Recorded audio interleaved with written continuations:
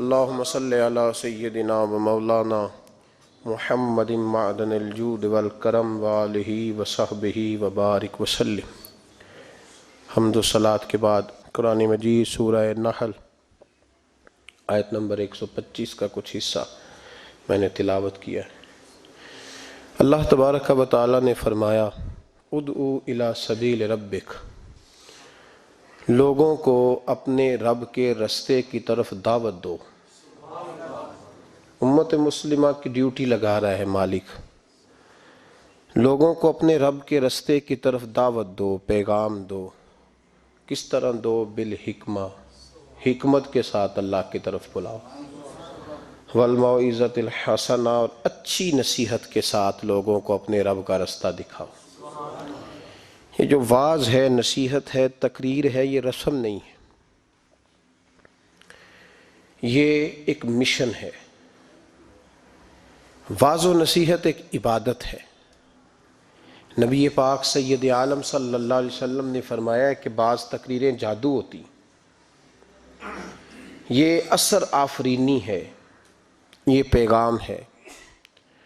لوگوں کو مالک کا رستہ دکھانے کے لیے اللہ خود کچھ بندوں کی ڈیوٹی لگاتا ہے، انہیں قوت استدلال اپنے فضل سے عطا فرماتا ہے، ان کے لب و لہجوں میں مٹھاس اپنی رحمت کاملہ سے عطا کرتا ہے، ان کے لفظوں کو مالک اپنے فضل سے تاثیر کا نور عطا فرماتا ہے، اور ان لوگوں کے ذمے یہ کام لگایا جاتا ہے۔ میرے نبی پاک سید عالم صلی اللہ علیہ وسلم خود خطبہ ارشاد فرماتے تھے، اور صحابہ کرام علیہم رضوان فرماتے ہیں محبوب کے میٹھے جملوں اور پختہ باتوں کا یہ حال ہوتا تھا کہ حضور جب قیامت کا ذکر کرتے تھے تو لگتا تھا یہاں سے اٹھیں گے تو قیامت آ جائے گی،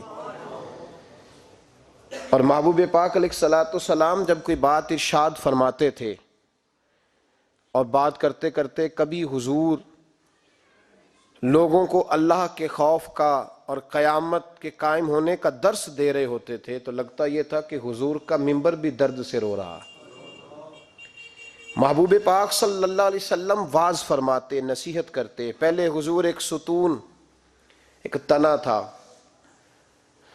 خشک درخت جب ہو جاتا ہے تو جو اس کا حصہ کھڑا رہتا ہے اس کو خشک تنا کہا جاتا ہے، تو وہ صحابہ نے مسجد میں گاڑ دیا تھا تو اللہ کے محبوب اس کے ساتھ ٹیک لگا کے خطبہ دیتے تھے۔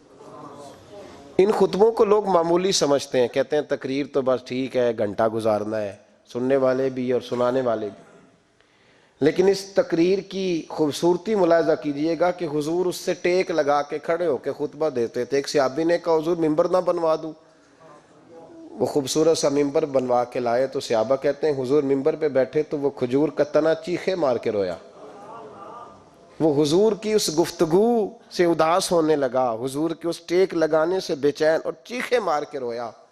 ہمیں سمجھ نہ آتی، یہ کوئی اس طرح روتا ہے جیسے کوئی بچہ ماں سے بچھڑ کے روئے، دائیں بائیں دیکھتے پر کسی کو خبر نہ لگی۔ دلوں کے حال جاننے والے رسول اٹھے اور محبوب پاک قریب گئے، اور جس طرح بچھڑی ہوئی ماں بیٹے کو سینے سے لگاتی ہے، حضور نے تنے کو سینے سے لگایا۔ تو یاد رکھیں یہ تقریر تو ایک رانائی ہے، یہ تو ایک خوبصورتی ہے، یہ تو ایک حسن ہے۔ اب جس مقاصد کے لیے ہم تقریریں سنتے ہیں، بس شعر آیا تو کیا بات ہے جی، آج جو شعر سنایا اس کی کیا بات، وہ جو بات آج سنائی مزہ آ گیا۔ تقریر لطف کے لیے نہیں، تقریر اصلاح کے لیے ہوتی ہے۔ تو بتا تو نے اس سے حاصل کیا کیا، تیرے اندر تبدیلی کیا آئی، تو نے وہاں سے کیا چیز سیکھی، کون سا تیرا آج رخ بدل گیا، کس طرف تیری توجہ ہٹ گئی۔ بہت سارے تو ایسے ہیں جو تقریر کرنا ہی چھوڑ گئے، اور جو کرتے ہیں وہ بھی تقریریں نعروں کی نظر ہیں الا ماشاءاللہ، اور برسوں سے جو خود محفل نعت کرانے والا ہے وہ بیچارہ خود نمازی نہیں بن سکا، جو کئی سالوں سے ہر سال محفل سجاتا ہے اس نے کیا حاصل کیا وہاں سے۔ تقریر ایک خوبصورتی ہے۔ میرے محبوب کی تقریریں اور ان تقریروں کا کبھی حسن پوچھنا ہو تو صرف مسجد نبی کے ممبر سے خوشبو نہیں آئے گی، بلکہ آپ کو بدر کا میدان بھی بتائے گا کہ میں نے بھی مصطفیٰ کے خطبے سنے ہوئے ہیں، آپ کو احد کے پہاڑ بھی بتائیں گے کہ ہم نے بھی حضور کے خطبے سنے ہیں، اور آپ کو حنین کی وادیاں بھی بتائیں گی کہ مصطفیٰ خطبہ دیتے تھے، اور خانہ کعبہ میں جب حاجی طواف کر رہے ہوتے ہیں اور خطبہ جمعہ پڑھا جا رہا ہوتا ہے تو کعبہ کہتا ہے لوگوں مجھ سے پوچھو فتح مکہ کے موقع پر اونٹنی پر بیٹھ کر جب مصطفیٰ نے خطبہ پڑھا تھا کیا خطبہ تھا، کیا رنگ تھا، کیا رعنائی تھی۔ تو یہ خطبے حضرت ابو بکر صدیق تقریر کرتے تو لوگ کہتے ہیں یوں لگتا کہ ابو بکر دلوں میں اتر جائیں گے، عمر کبھی خطبہ پڑھتے تو یوں لگتا کہ عمر یہاں بول رہے ہیں اور کیسر و کسریٰ وہاں کانپ رہے ہیں۔ ان لوگوں کی باتوں میں ٹھنڈک تھی، جہاں یہ دین کے مجاہد بنتے تھے تو وہی باتیں جلال تھیں، کمال تھا ان کی باتوں۔ بہت سارے لوگوں کی گفتگو اتنی خوبصورت ہوتی ہے، اب تو لوگ تقریر کرنے والے کو مولوی کہتے ہیں اور دم کرنے والے کو صوفی کہتے ہیں، حالانکہ صوفیاء کا سب سے زیادہ کمال یہ ہے کہ وہ لوگوں کو اپنی گفتگو سے اللہ کی طرف موڑ دیا کرتے ہیں۔ اصل صوفی وہ ہوتا ہے، آج جس با کمال صوفی کا ہم ذکر کرنے جا رہے ہیں، حضور غوث پاک، محبوب سبحانی، قندیل نورانی، شہباز لامکانی، شیخ سید عبد القادر جیلانی۔ کسی نے پوچھا تھا حضور غوث اعظم سے کہ آپ کی ولایت کس طرح کی ہے، تو آپ نے اپنی ایڑی کی طرف اشارہ کر کے فرمایا جب تک میرا قدم نہ لگے اللہ کسی کو ولایت دیتا ہی نہیں۔ تو میری ولایت کی بات کرتے ہو، میں جب تک مور نہ لگاؤں اللہ کسی کو ولی بناتا۔ شیخ سعدی بول پڑے، کہنے لگے غوث اعظم درمیان اولیاء چوں محمد درمیان انبیاء۔ حضور غوث اعظم رضی اللہ تعالیٰ عنہ کا ولیوں میں وہی مقام ہے جو نبی پاک کا نبیوں میں مقام ہے۔ امام الاولیاء، سرتاج الاولیاء حضور غوث پاک رضی اللہ تعالیٰ عنہ۔ حضور غوث اعظم رضی اللہ تعالیٰ عنہ فرماتے ہیں میں تقریر نہیں کرتا تھا، تعلیم میں نے حاصل کر لی پر میں تقریر، یہ بڑا ضروری کام ہے، یہ بڑا ضروری کام ہے۔ جو اثرات اس کے ہوتے ہیں باقی چیزوں، حضرت جنید بغدادی یہ تو حضور غوث اعظم کے بھی پیر ہیں نا، یہ تو حضرت داتا علی اجویری کے بھی پیر ہیں۔ حضرت جنید بغدادی کے بارے میں داتا صاحب نے لکھا ہے کشف المعجوب میں، فرماتے میں عالم بن گیا، پڑھ گیا، میرے ماموں بھی تھے، میرے مرشد بھی تھے حضرت سری سختی رحمت اللہ علیہ، تو مجھے اکثر کہتے کہ جنید یار تقریر کیا کر۔ میں کہتا ہوں حضور ابھی میں نیک نہیں، ابھی میں خود ٹھیک نہیں۔ میرے پیر بھائی بھی مجھے کہتے ہیں کہ حضرت کی بھی خواہش ہے تو ہمارا بھی دل کرتا ہے، لگتا ہے کہ آپ کی گفتگو کی برکت سے اللہ بڑے لوگوں کو ہدایت عطا فرمائے گا، آپ وسیلہ بنیں گے تو بات کیا کریں۔ کہتے میں ٹال دیتا، میرے نصیب دیکھو، ایک دن میں اپنے گھر میں سویا ہوا تھا تو اچانک بغداد کی ساری گلیوں نے مہکنا شروع کر دیا۔ فرماتے ہیں اچانک ٹھنڈی خوشبوئیں پھیل گئیں، میرے نصیب دیکھو کہ مجھے مصطفیٰ کریم کا دیدار نصیب ہو گیا۔ خواب میری وچ آیا ماہی تے میں گل وچ پا لئیاں باواں تے ڈر دی ماری اکھ بھی نہ کھولاں کتے پھر بچھڑ نہ جاواں۔ کہتے ہیں حضور تشریف لائے تو مصطفیٰ نے بڑا ہی نوازا، محبوب نے بڑا ہی نوازا۔ کاش آپ کو لذت آئے اس بات کی، حضور نے اللہ اکبر بڑا ہی نوازا۔ کہتے ہیں محبوب جانے لگے تو ہلکا سا جملہ، میٹھی سی بات، ایک جملہ بڑا میٹھا سا، جاتے دفعہ فرمانے لگے جنید تقریر کیا کر یار، تقریر کیا کر۔ داتا صاحب لکھتے ہیں، داتا صاحب فرماتے ہیں کہ حضرت جنید بغدادی کہتے ہیں عرض کی حضور اب تو ضرور کروں گا، اب تو روز کروں گا، کھول کے کروں گا۔ فرماتے ہیں میں جب اٹھا نا، فجر کی اذان ہوئی، وضو کیا، سنتیں پڑھی تو دل میں چور آ گیا۔ میرے دل میں خیال آیا کہ پیر صاحب نے تو کبھی نہیں بتایا کہ انہیں دیدار ہوا ہے، تو مجھے تو ہوا ہے نا۔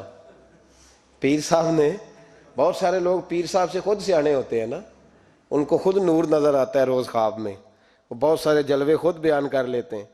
تو کہتے ہیں میرے دل میں خیال آیا کہ پیر صاحب نے تو کبھی نہیں بتایا تو مجھے تو ہوا ہے۔ کسی درویش نے ایک شعر کہا تھا پر بڑے مسئلے اس نے حل کیے، وہ کہنے لگا جڑے محرم راز حقیقت دے او راز حقیقت کھول دے نہیں، اوہ جنہ ویکھیا نہیں او کرن گلاں، جنہ ویکھ لیا او تے بول دے ہی نہیں، جنہ ویکھ لیا او ان سے بولا جاتا بھی نہیں، بولا جاتا بھی نہیں۔ تو کہتے ہیں میں سنتے گھر پڑی تو خرامہ خرامہ چلا تو دل میں چور تھا، بانج فقیروں کسے نہیں ماریا، اے ہوئی چور اندر دا۔ کہتے ہیں میں گیا حضرت کے پیچھے نماز پڑھی 7ویں صف میں، تو اندر چور تھا کہ میرا تو درجہ اونچا چلا گیا ہے لیکن مجھے دیدار ہوا ہے، تو کہتے ہیں نماز حضرت نے خود پڑھائی، تو نماز پڑھا کے کہنے لگے جنید آگے آ جا۔ فرماتے ہیں میں تیسری صف میں آ گیا تو کہنے لگے چل یار تھوڑا اور نیڑے آ جا۔ کہتے ہیں میں قریب جا کے نا پہلی صف میں بیٹھا تو کہنے لگے ادھر آ میرے ساتھ بیٹھ۔ کہتے ہیں میں ان کے ساتھ بیٹھ گیا، حضرت کے ساتھ۔ یہ بھی کسی نصیبوں والوں کو نصیب ہے نا۔ کہتے ہیں میں ساتھ بیٹھ گیا مرشد کے، تو شیخ تسبیح رول رہے تھے، ادھر دیکھنا میری طرف، تسبیح پھیر رہے ہیں، اور تسبیح پھیرتے پھیرتے نا اچانک آنکھ اٹھائی اور میری طرف دیکھ کے کہنے لگے اب تقریر کرو گے نا؟ جڑے محرم راز حقیقت دے، اب کرو گے نا تقریر؟ تو میرے اندر تو چور تھا، میں نے کہا جی اب کیا ہوا ہے؟ چور تھا نا کہ مجھے پتا ہے کسی کو پتہ ہی نہیں، اب کیا ہوا ہے؟ تو کہتے ہیں وہ چپ کر گئے۔ چند منٹ کے وقفے کے بعد پھر فرمانے لگے اب کرو گے نا تقریر؟ کہتے ہیں اندر چور بیٹھا تھا، میں نے کہا حضور ہوا کیا ہے بتائیں تو صحیح۔ کہتے ہیں انہوں نے تسبیح چھوڑی، جبہ سمیٹا اور چہرہ میری طرف پھیرا، اور میں نے ان کی آنکھوں میں جو روشنی آج دیکھی پہلے کبھی نہیں دیکھی تھی، لب و لہجے میں جو جلال آج دیکھا وہ کبھی نہیں دیکھا تھا۔ فرماتے ہیں حضرت بولے نظر تو وہ ظالم نظر ہے، اٹھے تو بیڑا ہی پار کر دے، گرے تو خانہ خراب کر دے۔ فرماتے ہیں میں نے حضرت کا جلال دیکھا اور میری طرف دیکھ کے فرمانے لگے جنید کل جو رات گزری ہے مجھے خواب میں اپنے رب کا دیدار ہوا تھا۔ تو مالک نے پوچھا کہ سری کوئی بات بتا، تو میں نے عرض کی مولا ایک کی مرید تیار کیا ہے وہ بھی تقریر نہیں کرتا، کبھی تیرے حبیب کا ادھر کا پھیرا ہو تو ذرا جنید کو اشارہ کر جائے تو چلو میرا بھی کام بن جائے گا، لوگوں کا بھی نفع ہوگا۔ کہتے ہیں حضرت جنید بغدادی کہ میری چیخ نکلی، اللہ اکبر کہا تو میرے کپڑے پھٹ گئے، بغداد کی وہ مسجد ساری رونے لگی۔ کہتے ہیں میں قدموں میں گرا اور میں نے کہا محبوبہ مجھے معاف کر دے، مجھے تو آج پتہ چلا ہے کہ میرے اوپر مصطفیٰ بھی کرم فرمائے تو تیری دعاؤں کی برکت سے فرماتے۔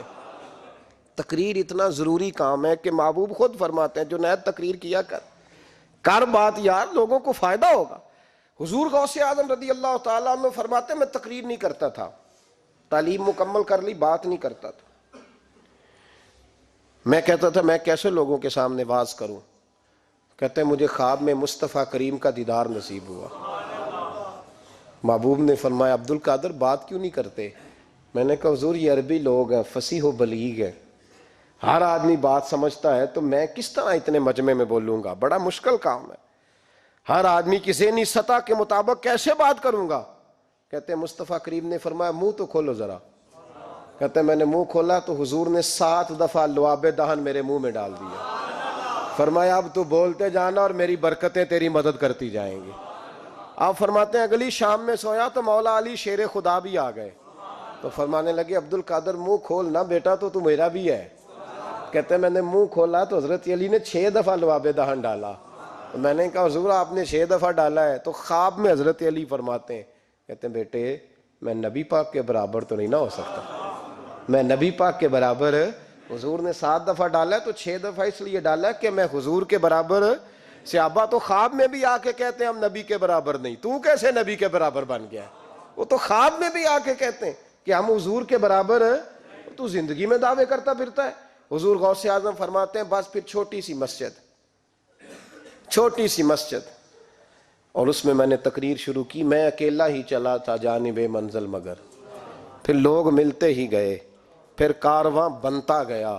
فرماتے ہیں چھوٹی سی مسجد، پھر مسجد بڑی ہوئی، پھر مجمع بڑھ گیا۔ فرماتے ہیں پھر جامع مسجد، پھر مجمع وہاں بھی کم پڑ گیا، پھر بغداد کی عیدگاہ وہ بھی بھر گئی تو صحرا میں جا کے خیمے لگ گئے۔ کہتے ہیں تقریر ہوتی تو ہزاروں کا مجمع، ہزاروں کا۔ ملا علی قاری کہتے ہیں غوث اعظم کے اجتماع میں 70 ہزار لوگ شریک ہوتے تھے، ہزاروں علماء کاغذ قلم لے کے بیٹھے ہوتے تھے کہ غوث پاک جو باتیں بیان کریں گے تفسیری نقطے ہم نے نوٹ کرنے، اور حضور غوث اعظم کو اللہ نے یہ کمال دیا تھا، کمال، یہ آپ کی کرامت تھی کہ بغیر سپیکر کے بولتے تھے، جیسی سمجھ پہلے والے کو آتی تھی ویسی آخری والے کو آیا کرتی تھی۔ آج نا کرامت کی بات آتی ہے تو بندے چھپنے لگ جاتے ہیں، کہتے ہیں نہیں یہ نہیں ہو سکتا، بڑا مدافعانہ سا عمل، بڑا شرمندہ سا اللہ بولا ہے جی وہ غوث پاک ایک دن ایک صاحب کرامت بیان کر رہے تھے تو بڑے جھجک کے حضور غوث اعظم، میں نے کہا تو بیٹھ، مجھے بیان کرنے دے، تو ڈر رہا ہے، کرامت سے ڈر رہا ہے، مجھے بیان کرنے دے، میں بیان کرتا ہوں، مجھے بیان کرنے دے۔ ملا علی قاری علیہ رحمہ نے لکھا ہے، دیگر بہت سارے لوگوں نے لکھا ہے، غوث اعظم خطبہ دے رہے تھے، تقریر کر رہے تھے، اچانک ہاتھ آگے بڑھایا تو یہاں تک ہاتھ بھیگ گیا غوث اعظم کا۔ ہاں کھول کے دیکھے، کھول کے بات کر رہا ہوں، ہاتھ یہاں تک بھیگ گیا۔ مرید کہتے ہیں ہم نے پوچھا حضور پانی بھی کوئی نہیں، ہاتھ بھیگ گیا۔ میں چپ کر کے سبق پڑھو، شاگردوں کو پڑھا رہے، چپ کر کے سبق پڑھو۔ تھوڑی دیر گزری، چند گھنٹے تو ایک قافلہ آ گیا، سارے لوگ پانی میں بھیگے ہوئے ہیں۔ حضور غوث اعظم کے سامنے کھڑے ہوئے، کہا حضور آپ نے بڑی کرم نوازی فرمائی، بڑی کرم نوازی۔ وہ شاگرد کہنے لگے ہوا کیا؟ تو وہ لوگ کہنے لگے کشتی میں بیٹھے تھے تو کشتی ڈوبنے لگی، ہم نے کہا یا شیخ عبد القادر جیلانی، خدا کے فضل سے ہم پر ہے سایہ غوث اعظم کا، ہمیں دونوں جہاں میں ہے سہارا غوث اعظم کا۔ کہتے ہیں حضور غوث اعظم نے وہاں بیٹھے ہاتھ لگایا اور ڈوبتی کشتی کو باہر نکال لیا، اور ڈرنے لگے، کہنے لگے جناب یہ کرامت لوگ نہیں مانیں گے۔ تو میں کہا جنہیں نہیں مننا نہ مننے، ان کے کانوں کے نا پیچھے خارش ہوتی ہے جب اس طرح کی ولیوں کی بات بتائی جائے۔ وہ تو حضور غوث اعظم کی بات نہیں مان رہا، پڑھنا سورہ نمل پڑھ۔ حضرت سیدنا سلیمان علیہ السلام اپنے محل میں بیٹھے دربار میں، فرمایا ملکہ بلقیس کا تخت چاہیے۔ تم قرآن نہیں پڑھتے؟ ملکہ بلقیس کا تخت چاہیے۔ تو ایک جن اٹھا، اس نے کہا دربار برخاست ہونے سے پہلے، دربار کے برخاست ہونے سے پہلے، بے شک آپ 5 منٹ میں برخاست کر دیں تخت آ جائے گا، ہزاروں میل دور تھا۔ پتہ نہیں کہاں قرآن پڑھتے ہو تم، بنی اسرائیل کے ولیوں کی کرامتیں مانتے ہو، اور نبی پاک کی امت کی باری آئے تو تمہیں خارش ہوتی ہے۔ شرمندہ سا لب و لہجہ، ہمارا لب و لہجہ شرمندہ نہیں، اس لیے کہ ہم تو جیتے اور زندہ ہی ولیوں کے نام کی برکت سے ہیں، ہمارے لب و لہجے میں تمہیں شرمندگی نہیں ملے گی۔ ہم اس طرح بیان نہیں کرتے کہ کوئی کیا کہے گا تو بچ کے جملے۔ حضرت سلیمان سے کہا آپ کا دربار برخاست ہونے سے پہلے، آپ نے فرمایا نہیں بھائی اس سے بھی پہلے چاہیے۔ ایک اٹھا، عندہ علم من الکتاب، جس کے پاس کتاب میں سے کچھ علم تھا، پورا علم نہیں تھا اس کے پاس، کتاب میں سے۔ حضرت آصف بن برخیا تو کہنے لگے حضور میں نہ لے آؤں؟ تو میں کب لاؤ گے؟ انہوں نے کہا پلک جھپکنے سے نہ، اگر سارے بولے تو لطف آئے گا، پلک جھپکنے سے پہلے۔ آپ نے فرمایا چل لا کے دکھا۔ پھر آیا کہ نہیں؟ بولے آیا نا۔ حضرت آصف بن برخیا وہاں سے گئے کہ وہیں رہے؟ آیا نا تخت، 80 فٹ اونچا، 80 فٹ چوڑا، 80 فٹ لمبا، اتنا بھاری کہ شاید 50 لوگ نہ اٹھا سکیں۔ وہ آیا، سامنے رکھا تو حضرت سلیمان کہنے لگے یہ کیا ہے؟ تو جناب آصف بن برخیا کہنے لگے ھذا من فضل ربی، یہ میرے رب کا، اور جن پر نرا فضل ہے ان کی یہ شان ہے، جن کو اللہ کہ وبشر المؤمنین بان لہم من اللہ فضلا کبیرا۔ محبوب اپنے غلاموں کو خوشخبری دے دے کہ تیرے غلاموں پر میرا بڑا فضل ہے، فضل نہیں فضل کبیر ہے۔ تو جن پر نرا فضل ہو وہ تو بغیر جائے تخت لے آئے، اور جن پر فضل کبیر ہو وہ ڈوبتے ہوئے مرید کو ہاتھ ڈال کے بچا نہیں سکتے، وہ نہیں بچا سکتے۔ ڈر کے کیوں بات کرتے ہو؟ کھل کے کو خدا کے فضل سے ہم پر ہے سایہ غوث اعظم کا، ہمیں دونوں جہاں میں ہے سہارا غوث اعظم، اور خدا دے گا منادی حشر میں یہ قادریوں کو۔ اور اس سے مراد ہر حضور غوث اعظم کا نام لینے والا قادری ہے۔ خدا دے گا منادی حشر میں یہ قادریوں کو۔ کہاں ہے قادری؟ کر لے نظارہ غوث اعظم کا۔ کہاں ہے قادری؟ کر لے نظارہ غوث اعظم کا رضی اللہ تعالی عنہ۔ اور جمیل قادری 100 جان سے ہو قربان مرشد پر۔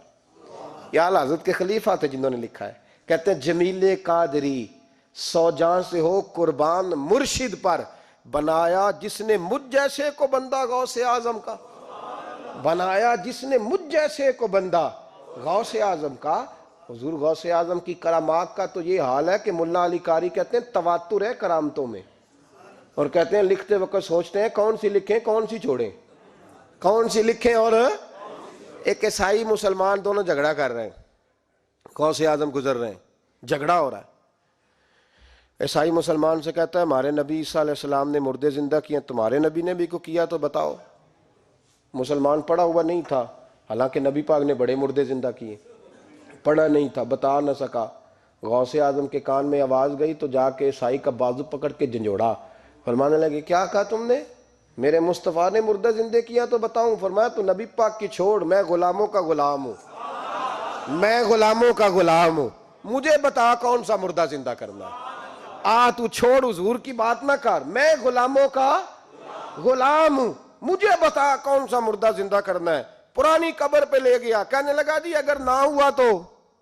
غوث اعظم فرمانے لگے جو تو کہے گا وہ میں کروں گا۔ تو کہنے لگے اگر ہو گیا تو؟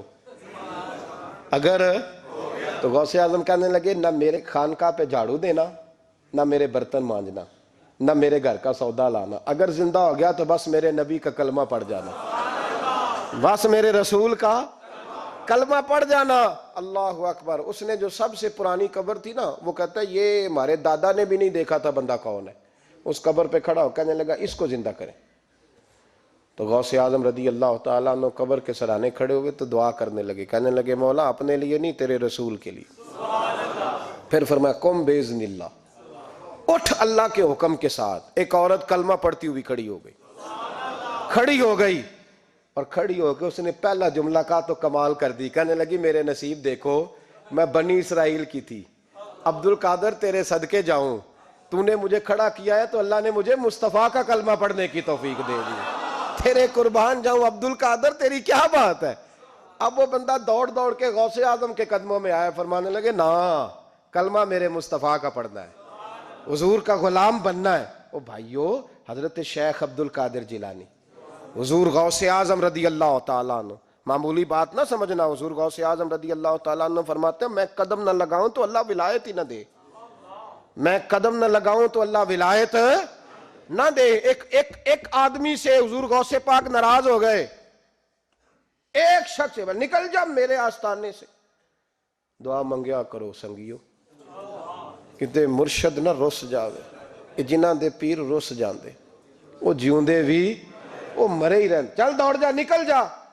وہ کہتا ہے میں 300 ولی کے پاس گیا ہوں، 300، ہر ایک سے کہا میرے لیے دعا کرو، تو وہ کہنے لگے جسے عبد القادر دھتکار دے اس کو کوئی سینے سے لگا سکتا، چل واپس چلا جا۔ آ کے قدموں میں بیٹھ گیا، کہنے لگا سونے معاف کر دے۔ فرمانے لگے تو نے دیر کر دیا، میں تو کب سے معاف کیے بیٹھا ہوں، تو نے دیر کی آنے میں تو رسول اللہ کا غلام ہوں، اور حضور نے معاف کرنا سکھایا ہے۔ حضور غوث پاک واز کرتے، نصیحت کرتے، اور چونکہ نہ شہرت کے لیے، نہ مال کے لیے، نہ نوٹوں کے لیے، اس لیے غوث اعظم جب تقریر کرتے نا، ایک دن بغداد میں بارش شروع ہو گئی، خطاب ہو رہا تھا، لوگ بکھرنے لگے، تو 2 جملے غوث پاک کے، کہنے لگے یا اللہ تو دلوں کے بھید جانتا ہے، اگر بندے میں نے اپنی ذات کے لیے اکٹھے کیے ہیں تو تیز بارش برسا، دوڑا دے سارے، اور اگر تیرے لیے اکٹھے کیے ہیں تو پھر بھی تیری مرضی، رکھنے ہیں تو رکھ، بھیجنے ہیں تو۔ حضرت یحییٰ کہتے ہیں سارے بغداد میں بارش ہوتی تھی، پر جہاں غوث اعظم کی محفل ہوتی تھی وہاں کوئی نہیں ہوتی تھی، وہاں کوئی نہیں ہوتی تھی۔ غوث اعظم تقریر کرتے، کبھی کبھی وجد آتا تھا۔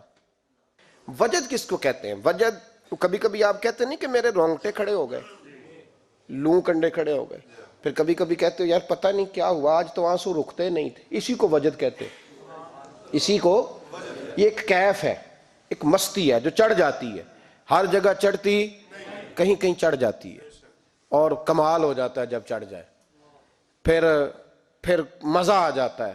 نہ انکار کریں اج میراں، اج موسم بڑا سہانا، مستی دا اج می برسا دے، نہیں پیاس دا کوئی ٹھکانا، تیرے کول اتر پرانا تے ساڈا درد بھی بڑا پرانا، تے میرا ہس ہس ٹال نہ سانو، اسی پیتےوں باج نہیں جانا۔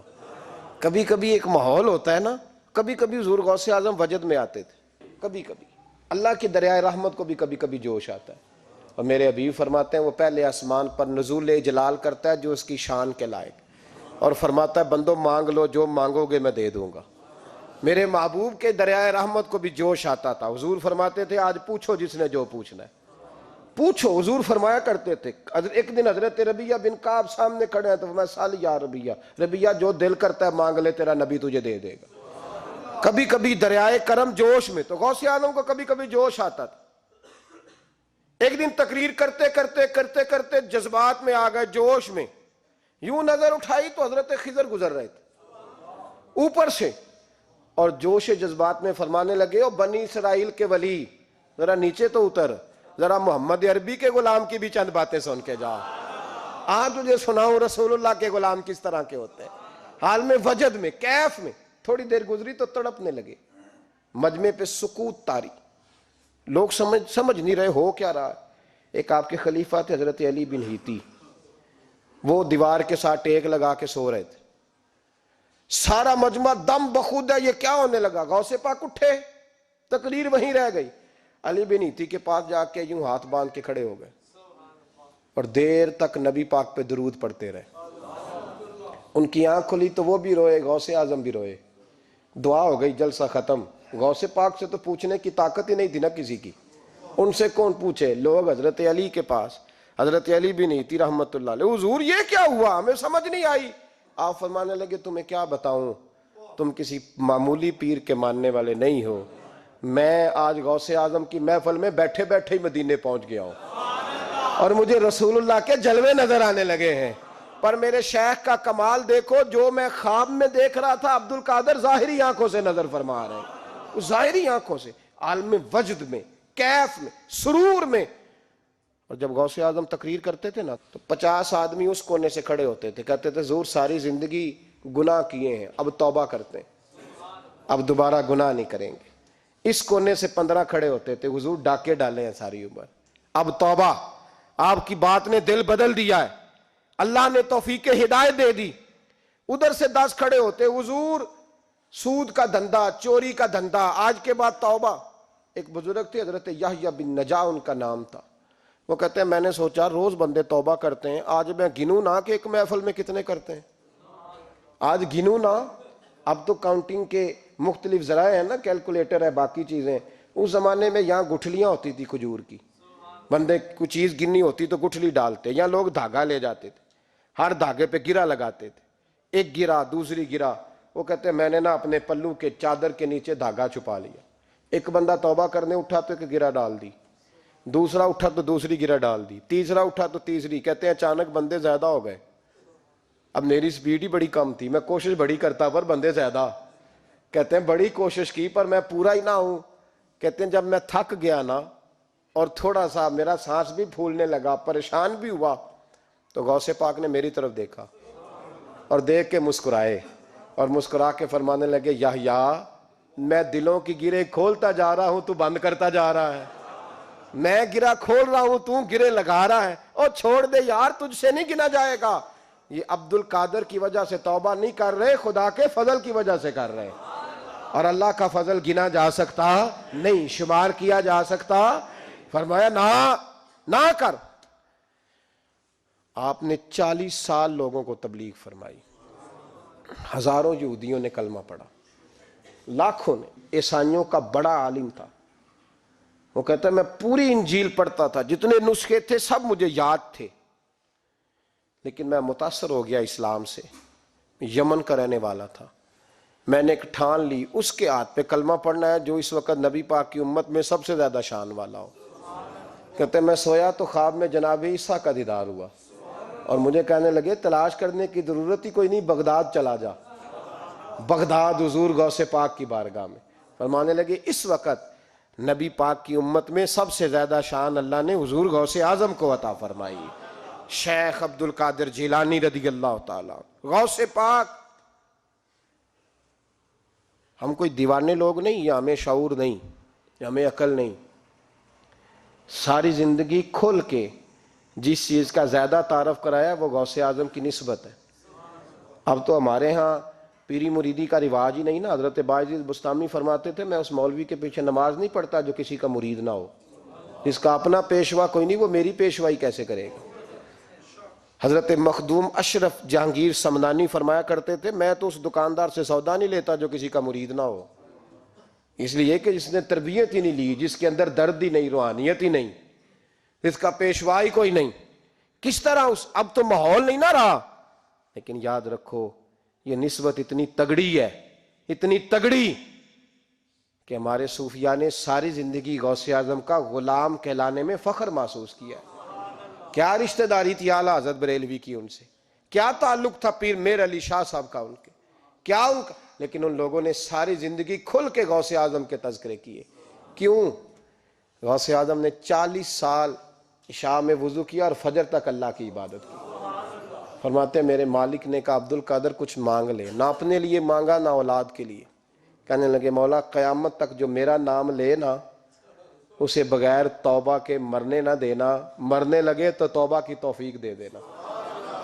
فرماتے ہیں میرے مالک نے وعدہ کیا ہے جو میرا ماننے والا ہوگا بغیر توبہ کے نہیں مرے گا. اور حضور غوث پاک رضی اللہ تعالیٰ عنہ فرماتے میں تو قیامت میں بھی اتنی دیر جنت میں نہیں جاؤں گا جب تک سارے مرید نہ ساتھ چلے جائیں. میں نے جانا نہیں، کھڑا ہو جاؤں گا، عرض کروں گا مولا بھیج. میں نے کہا یہاں بھی لوگ ڈر جاتے ہیں، یہ کیسے ہو سکتا ہے؟ اور بھائی پڑھو نا مشکاہ شریف. میرے نبی پاک علیہ السلام نے فرمایا ایک بندے نے ایک اللہ کے بندے کو پانی پلایا تھا، قیامت کے دن اللہ اس کی برکت سے اس گناہگار کو جنت عطا کر دے گا. اور حضور نے فرمایا بخاری میں المرء مع من احبا، جو جس سے محبت کرے گا قیامت میں اسی کے ساتھ اٹھایا جائے گا.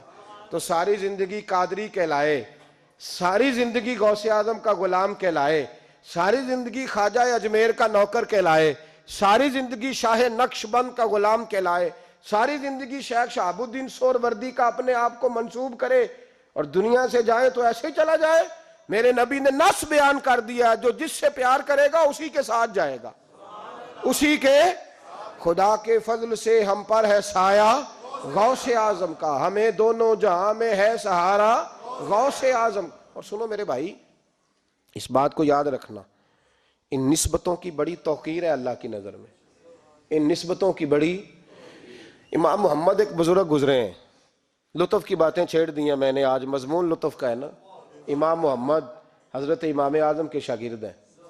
ان کے پاس ایک بندہ آیا، کہنے لگا حضرت صاحب مسئلہ پوچھنا. فقہ کے امام تھے. کہا پوچھو مسئلہ. وہ کہنے لگا حضور میں منڈی گیا تھا تو ایک ٹوکری لایا ہوں. کیا ہم کیا کہتے ہیں، پیٹی کہتے ہیں کریٹ کہتے ہیں؟ دونوں کہتے ہیں. تو کہتے وہ میں ایک پیٹی لایا ہوں، ایک ٹوکری سیب کی بھری ہوئی.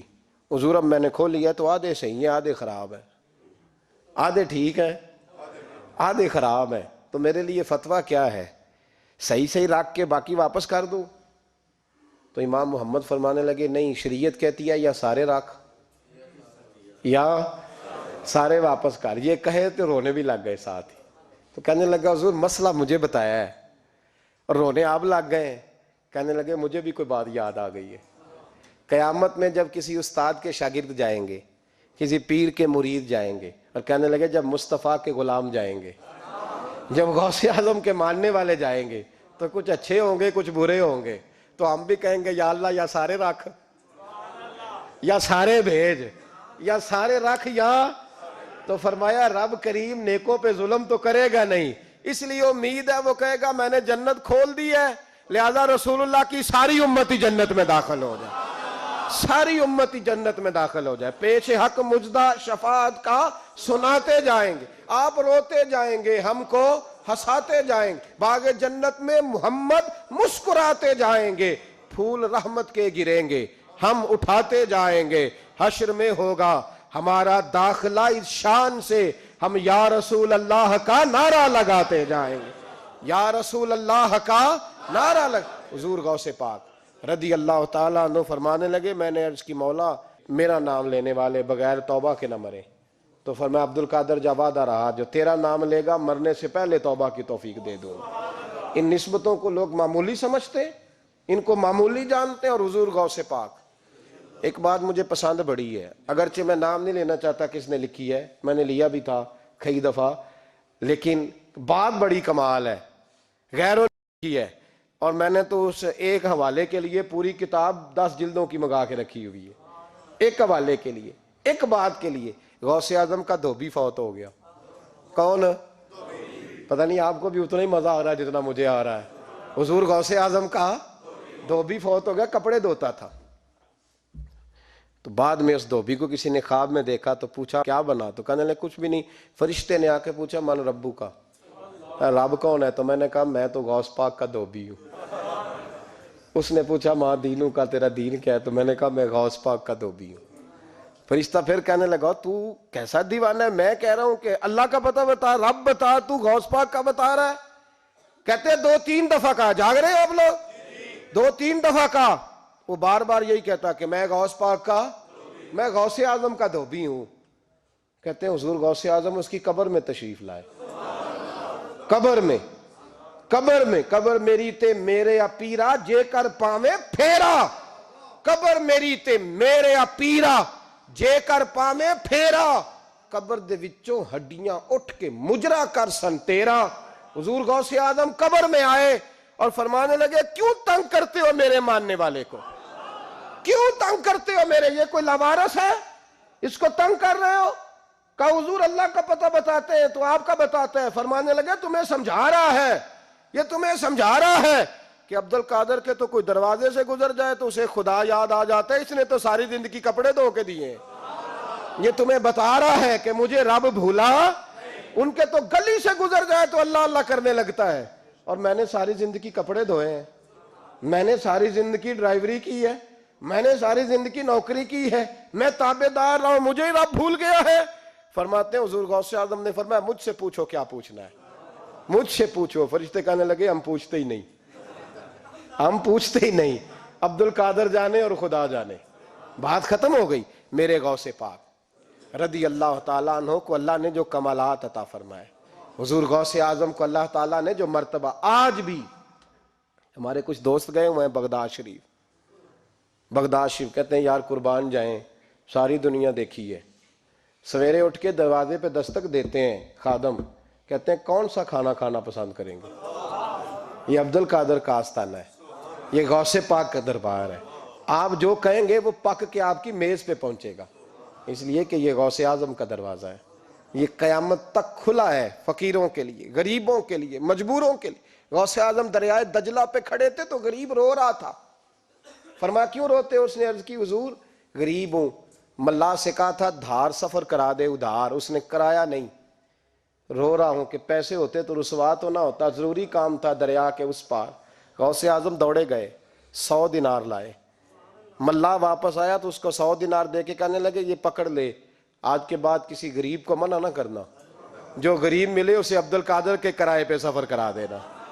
زندگی سخاوت سے بھری ہوئی تھی تو آج بھی ان کا آستانہ سخاوتیں بانٹ رہا ہے، آج بھی ان کا دربار سخاوتیں بانٹ رہا ہے. غوث اعظم درمیان اولیاء چوں محمد درمیان انبیاء، ان بزرگوں سے اپنی نسبت بنائیں. میرے اور تیرے رسول نے بیان فرمایا ہے تو جس سے محبت کرے گا قیامت میں اسی کے ساتھ اٹھایا جائے گا. کھل کے پیار کر اللہ کے ولیوں سے، شرم کر کے نہیں، جھچک کے نہیں، تھوڑا کر لیا تو تھوڑا نہیں جی ہم ماننے والے ہیں، ان کی تعلیمات پہ چلنا چاہیے. او بھائی تعلیمات بڑی ضروری ہیں پر ان سے عشق کھل کے کرنا چاہیے، ان سے محبت کھل کے کرنی. اور وضاحت کر دوں، ہم یہاں ہیں وہ بغداد میں ہے تو وضاحت کر دوں. الترغیب والترہیب میں حضرت ابو ذر غفاری کی حدیث ہے، عرض کرنے لگے یا رسول اللہ صلی اللہ علیہ وسلم ایک آدمی کسی قوم سے پیار کرتا ہے، ان سے ملا بھی نہیں، ان کی طرح کا بنا بھی نہیں، کوشش کی لیکن ویسا ہوا بھی نہیں، حضور اس کے لیے کیا حکم ہے؟ پیار صحیح کرتا ہے تو میرے نبی پاک نے فرمایا پیار خالص کرے، اللہ قیامت کے دن دونوں کو اکٹھا فرما دے گا، اکٹھے ہو جائیں گے دونوں. حضور نے نص بیان کر دی، ان سے پیار کرو تو کھل کے کرو.